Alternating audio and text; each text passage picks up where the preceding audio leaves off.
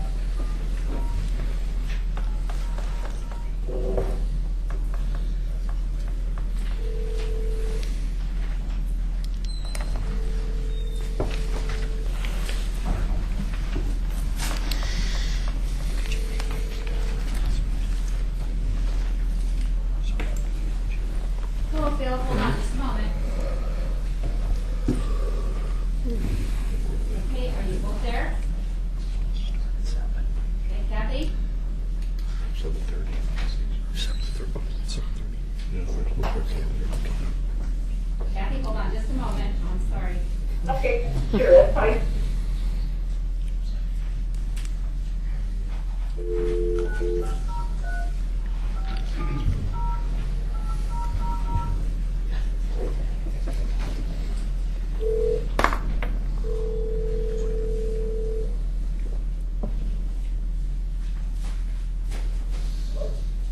Hello, Phil. Hold on just a moment.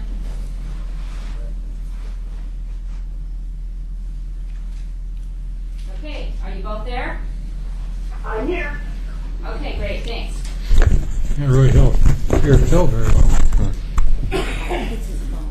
This is phone, okay.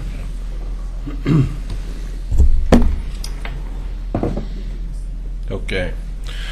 At this point, if anybody has anything to bring in forward to us that's not related to the item on the agenda, welcome to step forward here. Okay. Oh, Yeah, I think we got a couple people submitted to it. okay. This hasn't been recorded in Let's yet. see. You're taking public comment? Yes. Okay. The first two I have are Dan Fowler and Kevin Hunt. Okay. Thank you.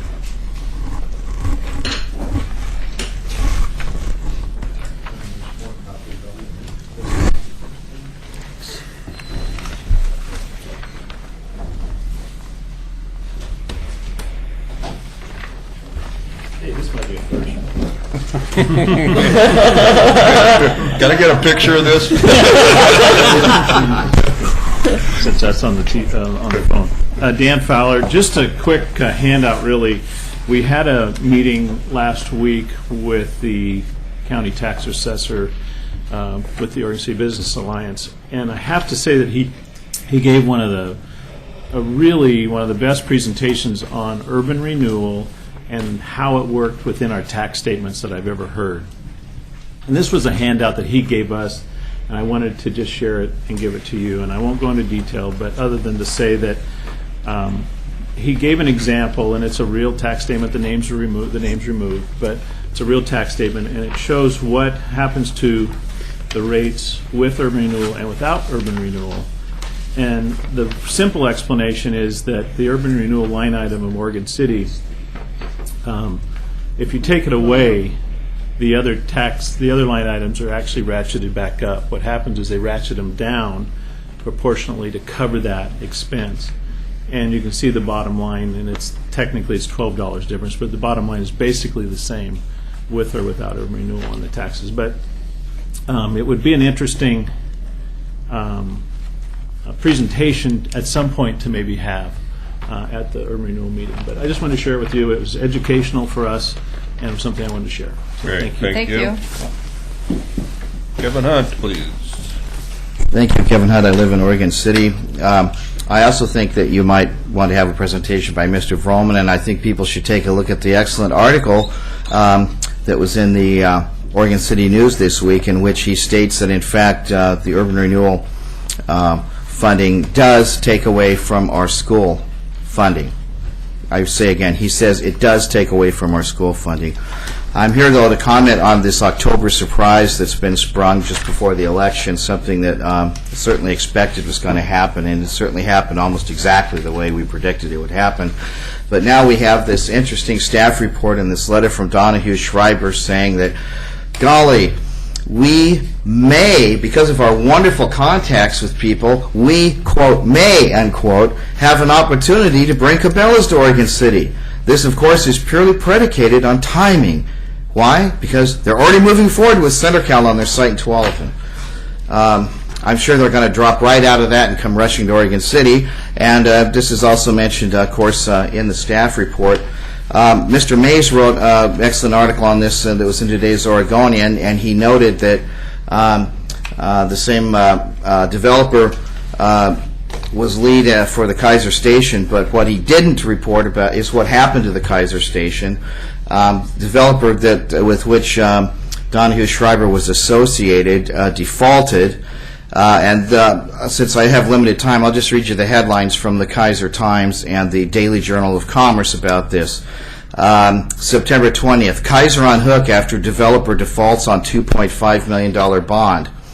October 15th this year, developer makes bond payments current, avoiding foreclosure and auction. But October 18th, 2012, Sides pays back bond debt, leaves worthless lot for city.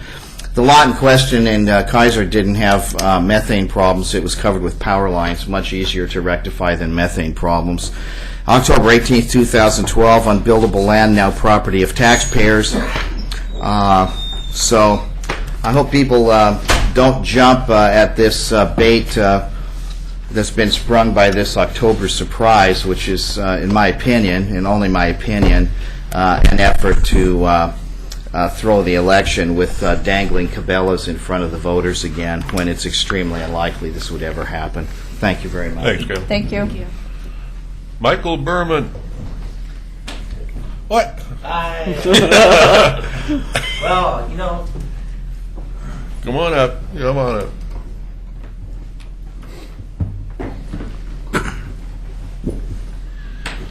I'm sure everybody would love to see a development up there. It occurred to me that the development had some missing pieces to the factor. We don't know what the property sold for. We don't know quite a few different factors, and it reminds me almost of seeing a car on a car lot, in a very, very basic analogy. And you see this car, and you kind of like it, and you go up and it's it's $1,400. But there's some problems. You're not sure about it. They won't really reveal a lot about the deal, and so you kind of pass on it, and then the car disappears off the lot. And in the back of your mind, you really wanted that car, and you always wanted that car. And then you see it, and it's been detailed and tuned up, and it's on another lot. And somebody transferred the title somewhere else, and now it's $2,300, and you're thinking, well, gosh, maybe they fix it up, and maybe the return will be better if I buy it, and it'll be a better deal. But you still want to look under the hood, and you still want to see what kind of warranty you have, and after 20 years, if the car blows up on you and you're still paying on it. And I think it's the simplest analogy I can make, but we've been talking about the complexities of urban renewal, and I thought I might break it down for a lot of people that might be listening tonight, that we should look at this opportunity as carefully as you would a purchase of a car. That's all. Thanks, Mike. Barbara Rentgen?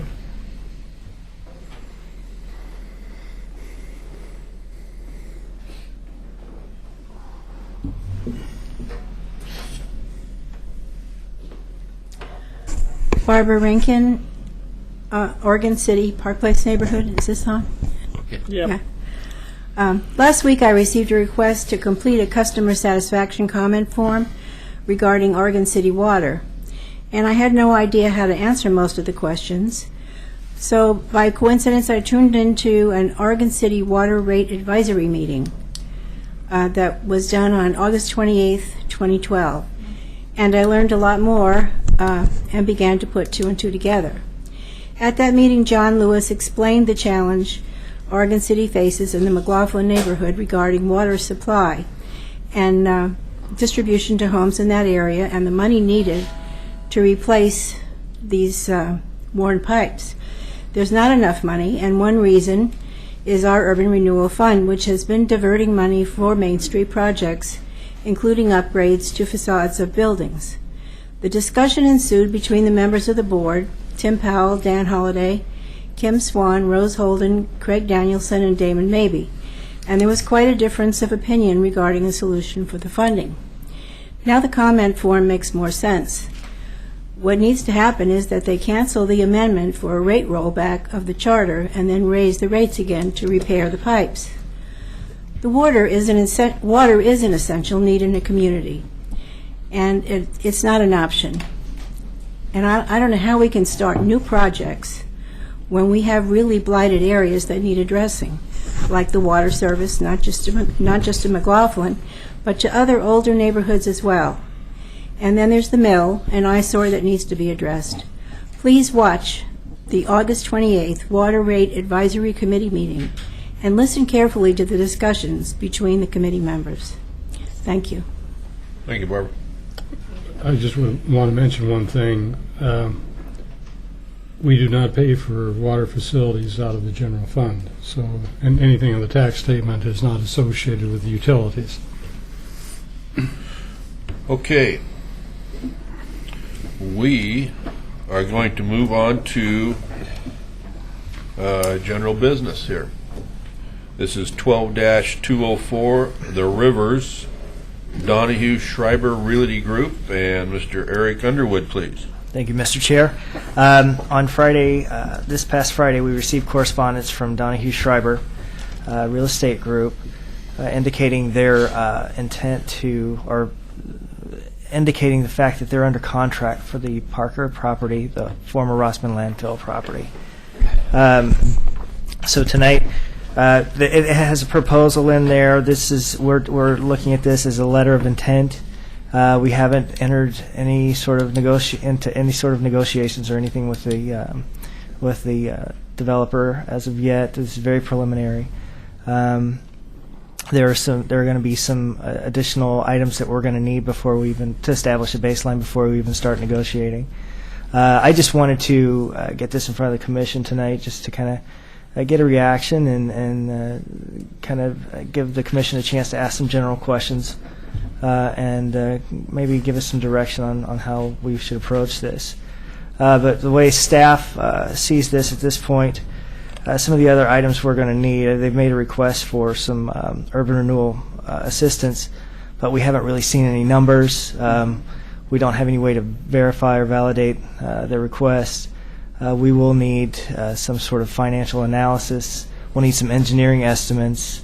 We're going to need probably an independent appraisal on our part to establish a true value of the property. And we'll work with them if the commission so desires to get those items to establish a baseline for negotiations. Okay, good. Commissioner Neely?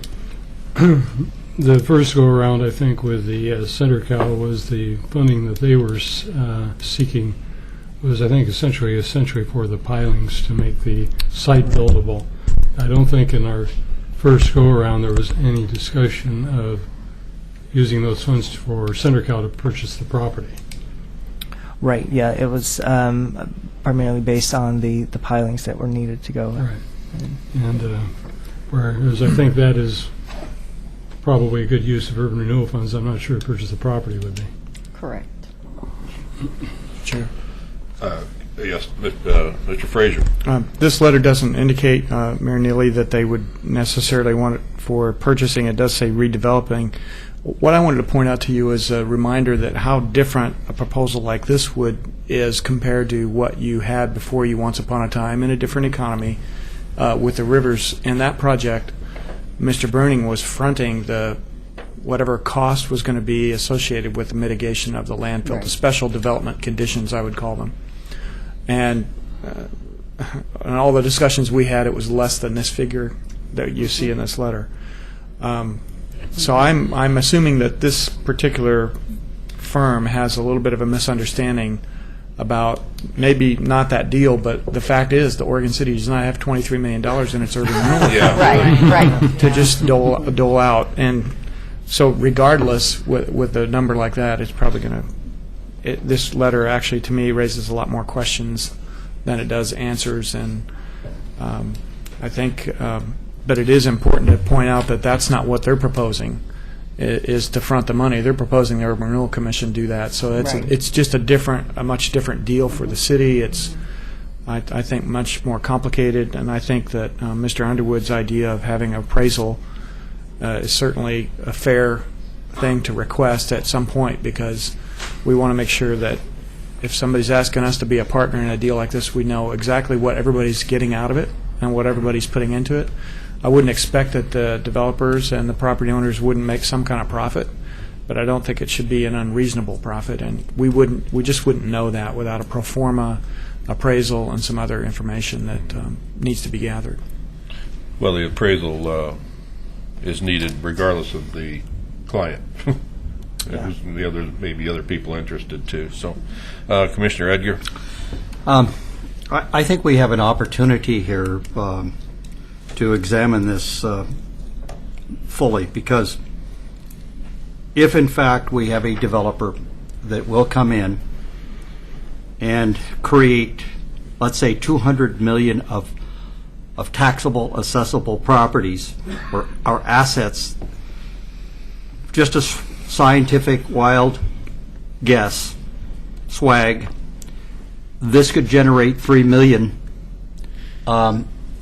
a year in TIF income to our city. And that's not insignificant. And if we put out some money, $3 million a year times a few years pays off a lot of debt.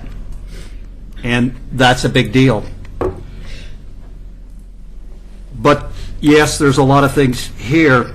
One of the things that I would turn around and say that with just a letter, it really doesn't say that much. But we do have in the audience here a gentleman, I don't know if he's interested in talking about it, but Bob Durgan has analyzed this pretty well and has worked effectively with Scott Parker and knows a great deal more about it than a lot of people.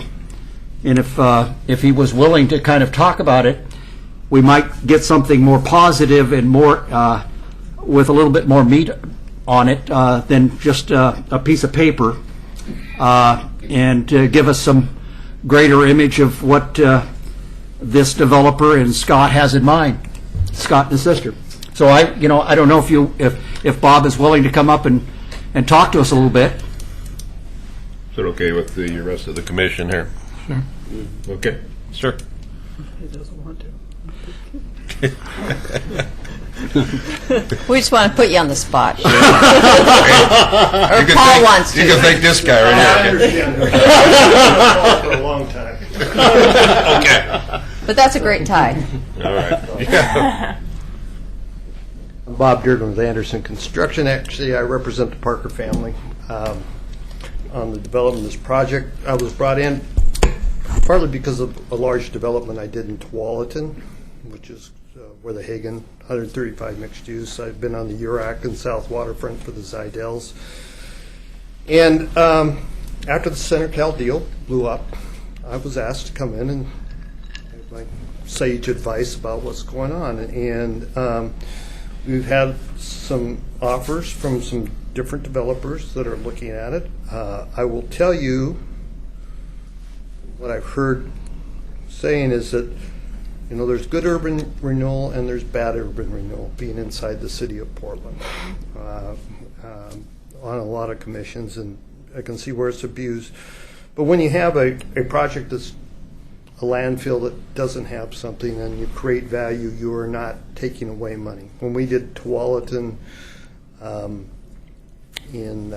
started in 93, it opened up in 97, it got finished out in 2001. The amount of money that came out of that project that the city built streets and other projects out was a great incentive, and otherwise it was just a big wetlands. And that's the same case as what a landfill is out here. It does not have a high tax base, and so it is a relationship project.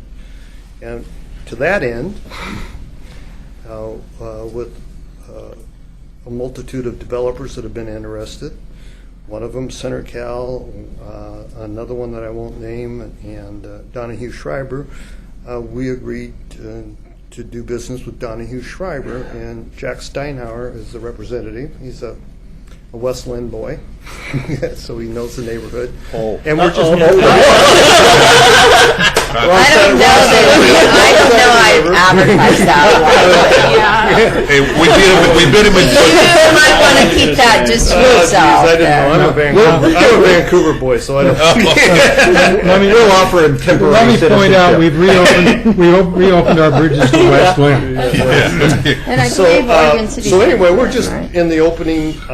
Actually, you got the letter before I did. I read about it in the paper, but whether Eric's right. The numbers, is not the significance. It's whether we can develop a relationship, get a return, and create a tax base for a gateway project that's been through the Mills Corporation, CenterCal, and other than having a garbage dump with a $60 million jug handle project around it that everybody's invested in. How many million? I don't know what the number is. It wasn't 60 million. I thought I read it something. Well, maybe Fred told me. 22 plus 2. Fred. There we go. Fred told me. I don't know. Total might be around less than 30 million. But so I just basically is, I want to introduce Jack from Donahue Schreiber, and that we're. I've talked with Eric. We're just starting, so Jack, go ahead since Paul put me on the spot. Does this work? Oh, that's to the phone. Yeah. That's Yeah, keep that on the phone. Oh, yeah, we got that. We got, There we go. Now I take it out. Okay. we got speakers on the phone. Again, Jack Steinhauer, Donahue Schreiber, Director of Acquisitions and Dispositions and Development. First off, I'd like to say that I hope you don't hold the West Lynn thing against me. I was never going to say that coming from but I'd like Jack, to put Mr. Durgan on the spot. I'm now on the spot as well. Jack, I'm from West Lynn, and I'm still here. So. We didn't know that. Thanks, Eric. Being spent a good amount of time living in this area, I know what the impact could be of some kind of project at the front door of Oregon City. And Donahue Schreiber's been in this business for 50 years, and you don't do that without establishing a good relationship with cities, tenants, all alike. The most important thing I do want the Commission to know is that Donahue Schreiber's not looking to gain anything more than what it takes to make the site developable, and simply converting it from a landfill into something that we can put buildings on top of. We will be open book, and the number we came with, we're early in our process. We've been talking to the Parker family for a few years and been tracking this project. It's been a big golden star on my map because we believe that this could be something very special. And it's a preliminary number, but we wanted, as soon as we came to terms with the Parkers and Mr. Durgan, we wanted to get in front of you guys as quickly as possible. And what I do just want to make clear, though, is that we're not looking to seek anything further than that. And Mr. Underwood and I have talked about us providing specifics on how we came to our number today, but we've got construction numbers from 2 different firms, and we're going to continue to dig that number down until we know exactly what it is. and it's completely open book. Okay, Great. good. Thank you. And I'll make another item of disclosure. Eric's here because I oppose the urban renewal. Renewal in Tualatin. and why urban renewal is a tool for brownfield and greenfield sites like I did in Tualatin. What I've seen in Portland, it's been abused as a tool that doesn't give money back once it happens. And there's only a certain amount of tax base that happens under the projects. But once they're done, I'm not, well, obviously what I did in Tualatin was on the opposition, because it's not it shouldn't be self-perpetuating.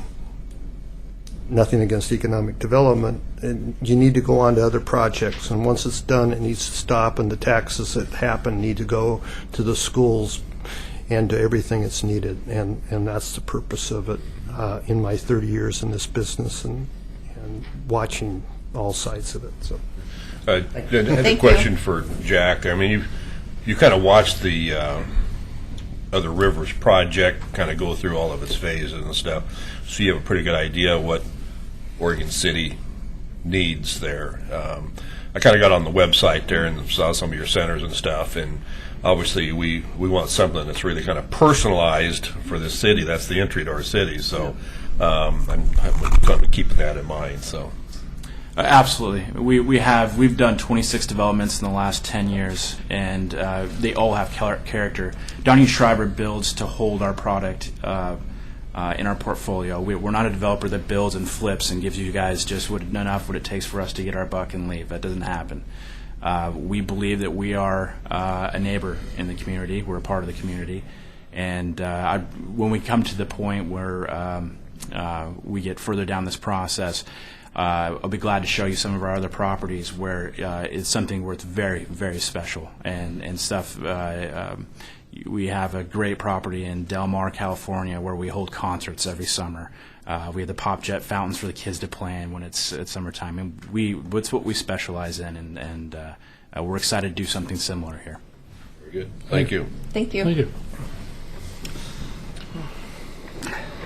All right, Mr. Underwood, what would you like from us here? You know what I'd like is to, and I wasn't on board here when we were doing the initial stuff on the former Rivers project, but I think it'd be interesting to see just what our individual little thoughts are right now as far as this being a viable project individually here. So just right at the get-go here. Okay? I would say that it's a brownfield and we'd like something to happen. There That's you good. go. Okay. Anybody else differ from that at all, or? And I think folks are lining up on your screen, probably. Oh, sorry. Oh. I got Carol Pauley. Yeah. Yeah, There we go. Sorry. I was just curious to see how that $23 million to make it buildable compared to what it was the last go around. I think the request for the last go around was 17 million. I believe that was the total ask for that project. All right. Commissioner Peterson. Yeah, I was just going to say I think we're all open to discussing this. It's still very vague to us in this letter. So I think the direction to staff is, yes, have those conversations. Give us more, a better idea of what the scope of this project is going to be, and then maybe what the ask is, and then we can start having those discussions. But I don't think today we need to give you any more commitment than that we're interested. That's fine. And I think we all are. Or Okay. I am. I shouldn't speak for everyone. That's right. Yeah. Commissioner Smith. And I will just echo what Brian mentioned. I think that's the true feeling that I have, and beyond what you said, that Oregon City, and especially that site, begs for something incredible, and so I think with the rebirth of the End of the Oregon Trail Interpretive Center coming, and Amtrak station and what goes on there. This site is crying for something incredible, and I think what makes me so passionate about it is that it can't just be the same as a development somewhere else. It has to stand out. It has to be an entryway to a historic city that sets itself out from the rest of the Portland metro area. And that's the level that I'm going to expect to see, and that's the level that I wanted to see the rivers. And I think that it's nice to know that when the rivers didn't work out, that there's another developer that's interested, and I think we were led to believe that that wouldn't happen again. And I think we have some things going on in Oregon City and Oregon City is such an incredible place. No one else can match it, and people want to come here. And what we're doing with the downtown and what we have with the potential of mill site, I think it's going to allow us to expect a higher, get a better package or a better plan for that site. I'm excited by that. I'm excited by what's going to happen in Oregon City at all of these sites, but I just think that we have to hold it to a really high level because this city is too valuable for anything but that. Thanks. Commissioner Edgar? I think we have a wonderful opportunity, not maybe just with them, but the whole idea that now we've eliminated the contingencies with the Federal Highway Administration or ODOT on the concurrency of our access or transportation considerations going into the Rossman area. And other areas around this area, including in Tualatin, those contingencies are still alive. They are still rearing their heads. So this is a very smart move on your parts back there to move this way, because I think right now we could be in a driver's seat position, and if we do make something go, there's going to be one hell of a lot of halo effect coming in from this that's going to surprise everyone. My feeling, and what I really like is the whole idea is that we go first class, we get this type of level of investment because that gives us our return on investment that we have not been getting and we deserve. Thanks, buddy. Okay, we have Tom O'Brien. Oh, excuse me. Do you want to ask first? Yeah, let's ask Kathy. Would you like to join us here? And Phil? I'm here. I don't have anything to do right now. Okay. Commissioner Yates? We can't really hear him. We can't hear you. There, but So. I thought I Bill, heard- did you have any comments? His battery must have gone down. I guess. Okay. I'm sorry, I had my There he is. Well, there he is. There he is. He's back. Okay, go ahead, Phil. I have no comment.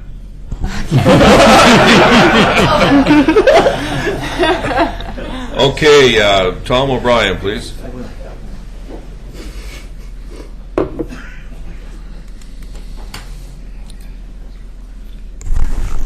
Tom O'Brien, Oregon City. First off, I'd like to thank Eric for his comments relative to making sure that we do an independent appraisal on the value of that transaction between the developer and the owner or owners.